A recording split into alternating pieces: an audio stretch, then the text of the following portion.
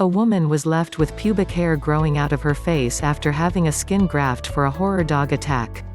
Crystal Coombs is a guest on the latest episode of Botched, and asks plastic surgeons Dr. Terry Dubrow and Dr. Paul Nassif for help in regards to a patch on her face, which she was left with following surgery as a child.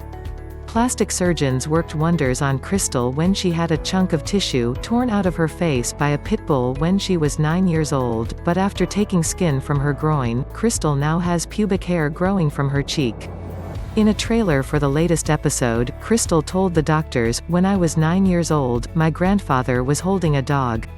I was actually pretty terrified of the pit bull. All I remember is black." Doctors at the emergency room suggested that she wait for a plastic surgeon to fix her face, which Dr. Nassif says was the right decision. However, the expert graft has led to issues down the line. Crystal said, "The surgeon suggested the skin graft, take it from the groin. They did the surgery and then the hair started growing." Dr. Nassif asked, "So you're getting pubic hair on your face?" with Crystal saying, "Literal pubic hair. I don't believe that the doctor mentioned that I would grow pubic hair out of my patch." Crystal said that she constantly plucks the hairs from her face, but since becoming a mum, she has become more self-conscious.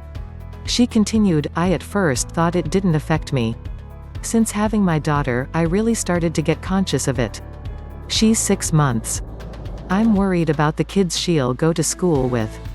I don't want her to be teased." Crystal asked the doctors to make her patch as small and minimal as possible, but the surgeons explained that more surgery could be risky.